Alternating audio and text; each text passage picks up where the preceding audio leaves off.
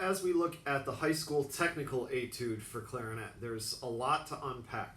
Just a little bit of orientation. It's in the key of E minor. So when we play in minor keys, we have to be on the lookout for accidentals, and remember that accidentals carry through the measure. The one that we really want to flag in this case is D sharp. So anytime that you see a D sharp, not only observe it, but check and make sure that it carries through the entire measure. If you have to rewrite it later on in the measure, please take care of that. That's especially problematic as a clarinet player because it means that we're going to have to do some funky things with our fingers that I'll talk about in a little bit. And I don't normally recommend this because I sort of like to encourage people to play things on the slower side and play it accurately. But I think that this one falls into place quite well if you actually aim for the upper end of the tempo spectrum. So they've given you a range of 84 to 92. I think that 92 is a reasonable goal to get to because then it makes it a bit easier to play everything with minimal breathing. Okay? So obviously we want to start slow and work to that point. Please don't put your metronomes on 92 and just kind of go for it until you get it. We'll talk about how to practice that strategically so that we can get there. But in this case, I think that we do need to aim for the upper end of the tempo spectrum. So one thing that's going to be critical to your success in playing this etude is the understanding that the staccato dots do not mean short. Staccato is an indication to play separated or detached, but it doesn't mean that you have to choke the note. So where that's going to be really critical for your development in this etude is when you're practicing it slowly. When you're practicing it slowly, you need to play those staccato articulations on the longer side. Because when you go to bump up the tempo closer to the goal tempo, the notes are automatically going to become shorter because they go by faster. And what you don't want to do is fatigue your tongue and cause your embouchure to go into lockdown when you're articulating, because then none of your notes are going to speak. So here's what I mean by that.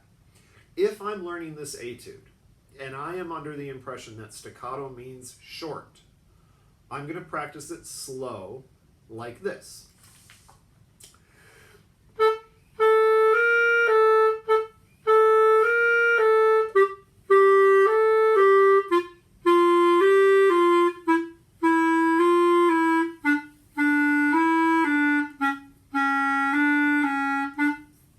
Making all of my staccatos very short, and it sounds terrific.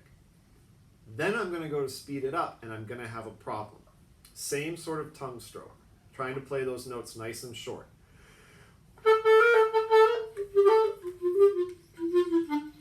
None of my notes are coming out because I am tonguing too aggressively in my effort to play short. I can get away with it a bit when the tempo is slow, but there's no way that my muscles are going to be coordinated enough to do that at a fast tempo successfully. And the result is that my embouchure goes into lockdown, no sound comes out of my instrument, and I'm stuck. So as an alternative, when you're practicing it slowly, keep the staccato articulations long. Still tongue and still separate, but don't play short. Keep the staccato notes full, like this.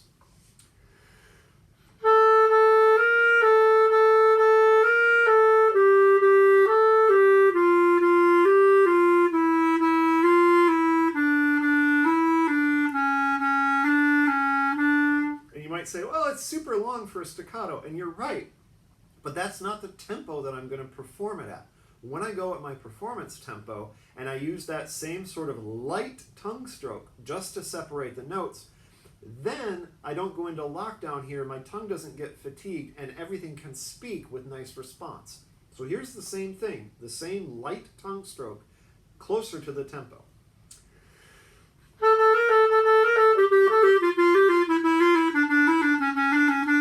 And there everything speaks nicely, I don't have any tension in my embouchure, I sound terrific, and I'm observing all of the written articulation. Some technical considerations to talk about. I mentioned at the beginning that this etude is filled with D sharps. And we all know that D sharp, which is enharmonic to E flat, has to be played with the right hand pinky key. So, take note of a couple spots, and the one that I'm going to call to your attention is measure 21. You have to be careful when you have D sharp moving to or coming from C natural. We most oftentimes see D sharp in terms of C sharp, like we'll see a C sharp before or after a D sharp. But in this case, we have C naturals. So if you look at the measure 21, the first two notes on beat 2, or rather, I should say, the last note of beat 1 going to the first note of beat 2. No sliding with the right hand's pinky here. Okay? I want us to alternate. So the D sharp is here on the right.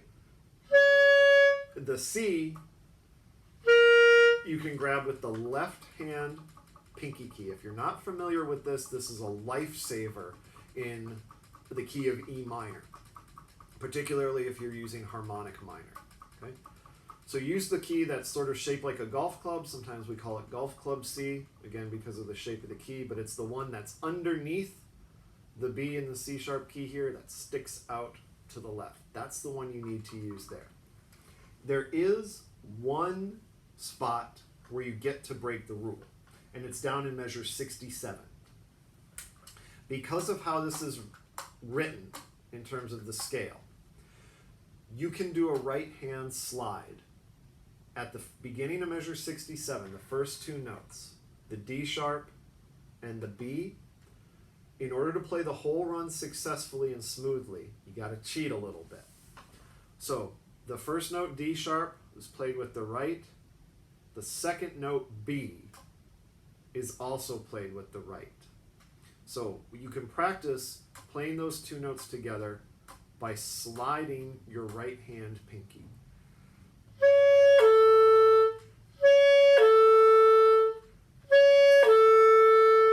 And you're going to need to do that because you need to grab the C sharp that's next on the left, and you need to get back to the right hand D sharp. So if this is not written in your music already, I would draw a little line between that D sharp and B, and maybe write an R over one and an R over the other, telling me that I need a double right there. Now, that is not the traditional way in which we navigate pinky keys on the clarinet. That is very much an exception to a rule, but here's a case where we need to call on that exception. Again, because of the scale that we're playing and the way in which we need to get back to the D sharp. So you get to do a right hand slide there. The hardest spot, technically, in terms of what you need to do with your fingers, is probably measures 35 and 36, and then also maybe 39 and 40, because of these big octave leaps.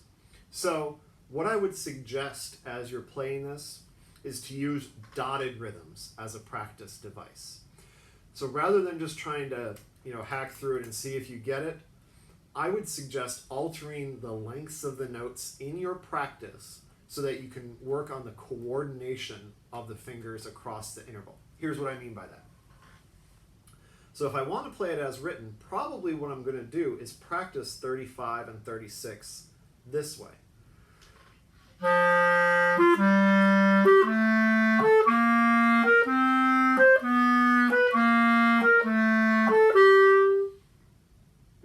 I could do that several times, and I could also do the reverse of it.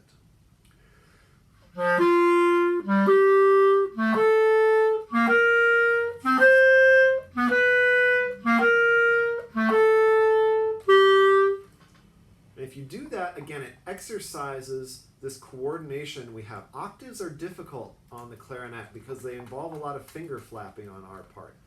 If you can get that coordination down by practicing those dotted rhythms, and you go to put it in real time, it should be a lot smoother. You can do the same thing in 39 and 40. The intervals are a little bit less awkward there, but you can use the same strategy to clean up the technique. A couple musical considerations for you. I think that the whole thing should be played minimum mezzo forte. More likely, it would help you if you played mezzo forte plus, or maybe even as high as forte, just to make sure that you have the response of air and the availability of the airstream to articulate and to get the response you need as you sort of dip and dive across the registers here. So There's not a lot of room for tentative playing here. Just really bring it. Baseline mezzo forte, maybe even just a bit more would be terrific. It's not written, but I would do a big crescendo in measure 45 and 46. And the reason is because we want to build some suspense headed into this fermata on the rest. Don't retreat from it, okay, or wimp out as you're headed towards the silence. Really push ahead and drive so that you create an element of musical anticipation as you're headed into that rest. Don't give up on it just because there's a rest coming. Direct your phrase to the rest. In terms of breathing, there's a couple things to talk about. In general, you can take the passages where there are two rests together, like for example, the end of 31 and beginning of 32, or perhaps the start of 16, and use those as points to breathe. And you can probably take a small degree of license with the time there. You can expand it a little bit to make sure that you have enough time to expel any air that you have remaining and to get a fresh breath of air in before you continue. So if it's not strictly with the metronome at that spot, it's probably okay, but you don't want to stray an unreasonable amount from the strict pulse. I would recommend taking a breath after the first eighth note of bar 74. That will make sure that you have enough air in your lungs to finish the etude strongly and solidly without feeling like you're uncomfortable or that you're having to squeeze to get your air out. So your success in this etude is as much about being able to support all the notes with your air and to execute good responsive articulation as it is about wiggling the fingers. So make sure as you're practicing this and you're being concerned about what notes your fingers have to play, make sure that you are filling up every single 16th note here with a nice, robust, resonant airstream so that everything speaks when you want it to. This is a difficult one, so please email me if you have questions beyond what I discussed here. Please listen to the reference recording of this. Good luck as you prepare.